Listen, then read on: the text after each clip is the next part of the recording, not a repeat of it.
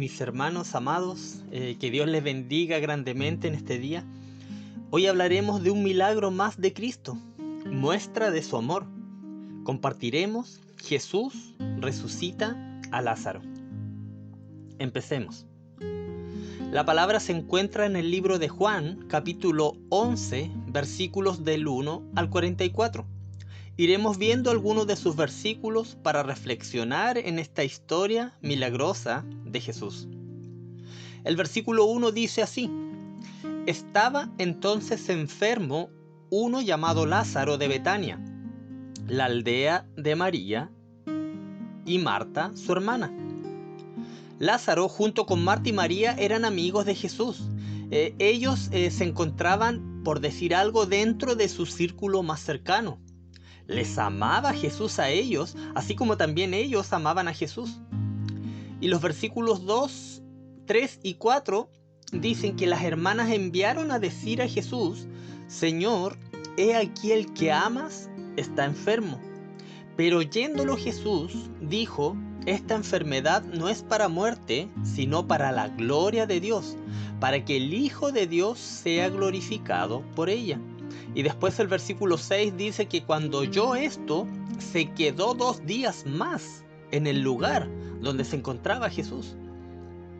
Lo más probable que cuando Jesús recibió esta noticia, Lázaro ya se encontraba muerto. Pero él dice que esto es para que el Hijo de Dios sea glorificado. El verdadero propósito de esta enfermedad es que el Hijo de Dios sea glorificado a través de la resurrección de Lázaro. Así que se quedó 2 días más en aquel lugar. Después, más adelante, dice la Escritura que decidió ir donde su amigo Lázaro y dice a sus discípulos: Lázaro duerme, mas voy a despertarle. Y el versículo 13 dice que Jesús decía esto de la muerte de Lázaro, pero los discípulos pensaban que hablaba de reposar del sueño. Así que Jesús le dice claramente que Lázaro había muerto. Y después el versículo 17 dice que llegó y Lázaro llevaba 4 días muerto en el sepulcro. Y cuando Marta oyó que Jesús venía, salió a encontrarle y le dijo a Jesús: Señor, si hubieras estado aquí, mi hermano no habría muerto. Versículo 17. Vemos aquí lo que dice Marta. Esto, amado hermano, no es una queja como a veces se comparte. Alguna vez también yo lo hice, y es un error. Tampoco es una represión a Jesús, sino que con estas palabras está demostrando la gran confianza que ella tenía en él para poder haber sanado a su hermano. Y los versículos 23 al 25 dicen que Jesús le dijo: Tu hermano resucitará. Marta le dijo: Yo sé que resucitará en la resurrección en el día postrero. Y Jesús le dijo: Yo soy la resurrección y la vida. El que cree en mí, aunque esté muerto, vivirá. ¿Quién sino solo Jesús, amado hermano, puede hacer esta declaración? Yo soy la resurrección y la vida. Esta es una de las grandes declaraciones de Jesús que empiezan con un yo soy. Con esta declaración Jesús hizo pasar a Marta de una creencia abstracta o imprecisa, inexacta en la resurrección que tendrá lugar en el día postrero, a una confianza personalizada en aquel quien es el único que puede levantar a los muertos. Amado hermano, ni la resurrección ni la vida eterna existen sin la intervención del Hijo de Dios, nuestro Señor y Salvador, Jesucristo. Después le avisaron a María, la otra hermana, que Jesús estaba en casa y le llamaba. El versículo 32 dice que María, cuando llegó donde estaba Jesús, al verle se postró a sus pies diciéndole: Señor, si hubieses estado aquí, no habría muerto mi hermano. Lo mismo que con Marta, esta es una declaración de suma confianza a Jesús. Confianza en su poder para haberle sanado si hubiese estado allí antes de que él muera. Y el versículo 33 dice: entonces Jesús, al verla llorando y a los judíos que le acompañaban también llorando, se estremeció en espíritu y se conmovió. Y dijo: ¿dónde le pusisteis? Le dijeron: Señor, ven y ve. Jesús lloró, dice el versículo 35. Como dije en la clase anterior, era común contratar plañideras o lamentatrices para que lloraran en los velorios. También se contrataban flautistas. Entonces dice que Jesús se estremeció en espíritu y se conmovió. Aquí la palabra estremeció aplica a sensaciones, amado hermano, de enojo o indignación. Significa que Jesús no estaba realmente triste con la escena que ocurría allí. Él probablemente estaba aireado frente a la tristeza emotiva superficial de las personas que se encontraban allí.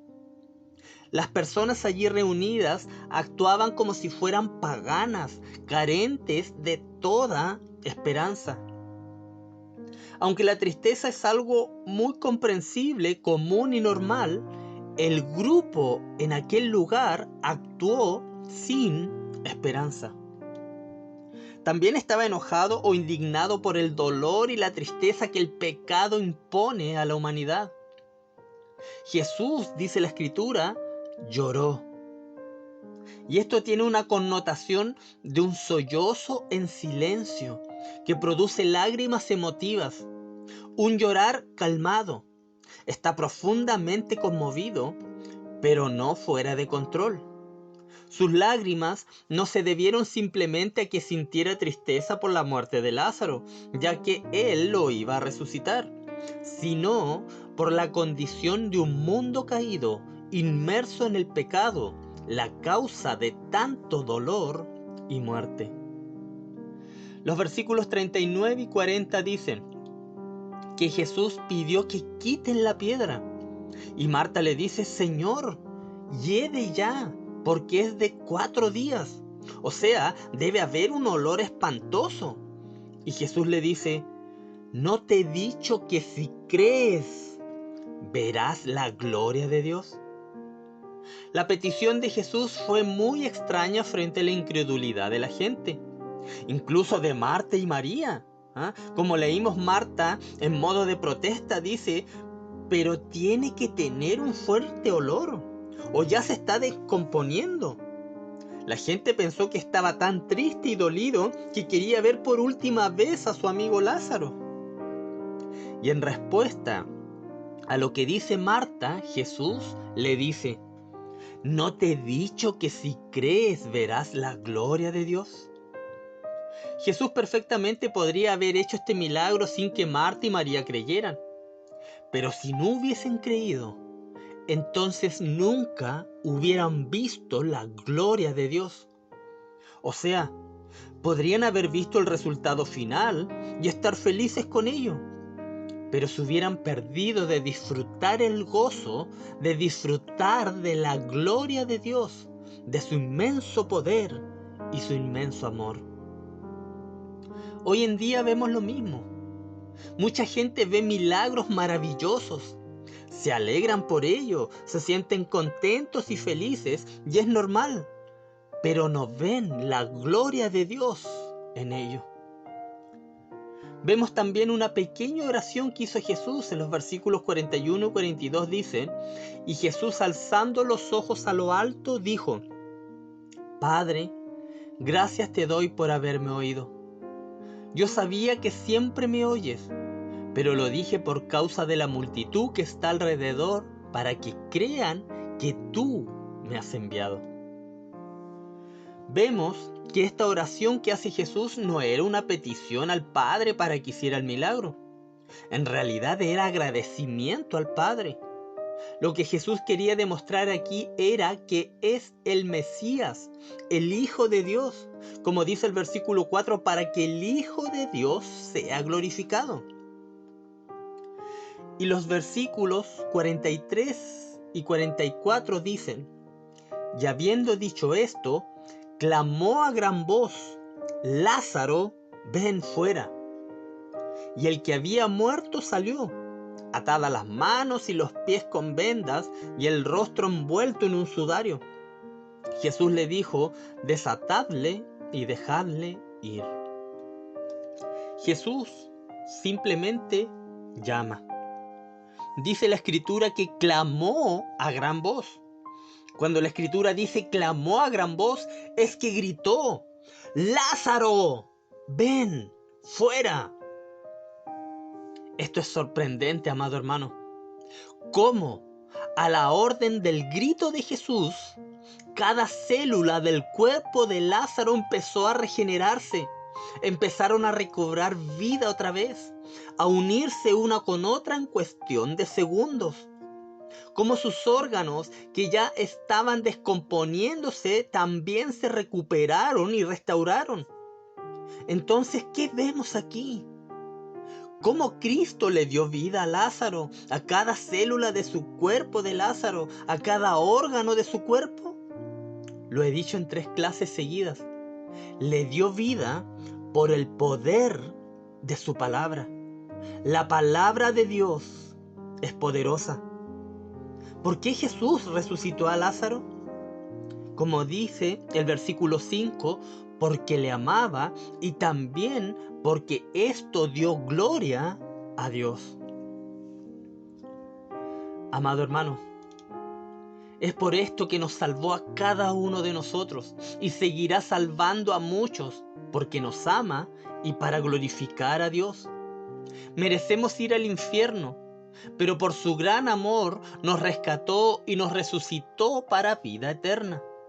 Somos salvos por gracia. La salvación no es un conjunto fijo de reglas. La salvación es vida.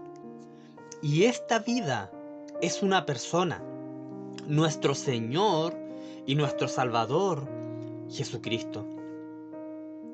Cuando los pecadores, muertos en sus delitos y pecados, oyen la voz del Hijo de Dios, su palabra, y creen, reciben vida eterna.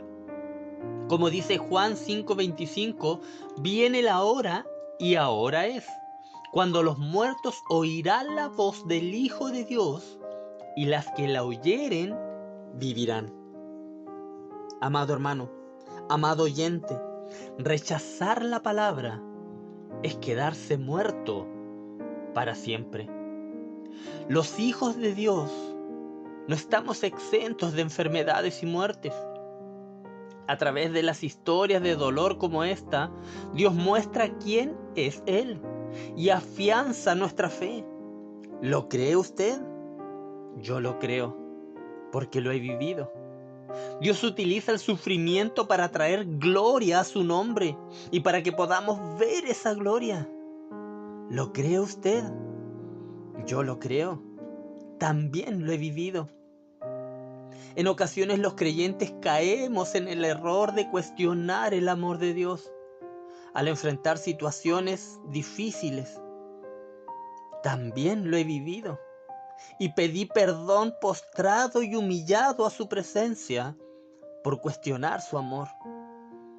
Aprendí que su amor no se vive de acuerdo a las circunstancias, sino de acuerdo con sus propósitos que tienen como base lo que Él ha hecho por nosotros en la cruz del Calvario. En Cristo tenemos la esperanza de que nada nos podrá separar de Él. Incluso en las peores tribulaciones, Él tiene el control. Cuando pienses que no hay esperanza, recuerda esta historia. Jesús nos ama y tiene poder para librarnos de la enfermedad, para librarnos de la muerte. Y si Él decide no hacerlo, aunque duela, es porque hará algo más para bendecirnos conforme a sus propósitos y especialmente para su gloria. Un abrazo, mis hermanos. Nuestro gran y poderoso Señor les guarde. Amén.